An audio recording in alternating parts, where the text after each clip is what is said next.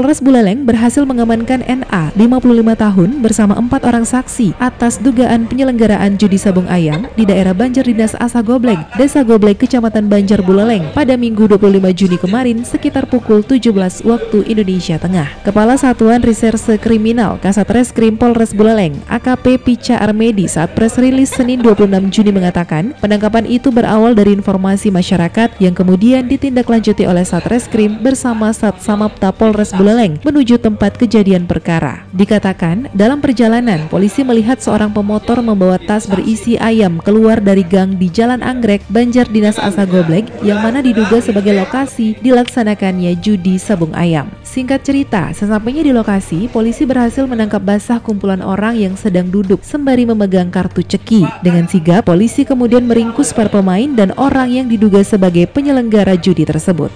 Atas laporan dari masyarakat tersebut, anggota Kapolres Buleleng memerintahkan personil Polres Buleleng untuk melakukan penyelidikan, dan pasukan gabungan dari Sat Sabara dan Satreskrim melakukan penyelidikan dan ditemukan adanya permainan judi sabung ayam di wilayah tersebut. AKP Pica mengatakan tak hanya mengamankan sejumlah barang bukti judi sabung ayam, di lokasi yang sama polisi juga berhasil mengantongi beberapa benda yang ada kaitannya dengan judi dadu. Pertama, barang bukti cap jeki yaitu 1 lembar perlak berisi angka 1-12, uang tunai sebesar Rp260.000, 12 pasang paito, kemudian 3 ikat ceki atau setelan ceki, 27 buah kad atau pengganti uang, 8 buah kode, kemudian 1 buah tas berwarna hijau, kemudian 3 buah karpet, kemudian 1 lembar kotak berisi gambar, kemudian 6 buah mata dadu bergambar, dan uang tunai sebesar Rp79.000.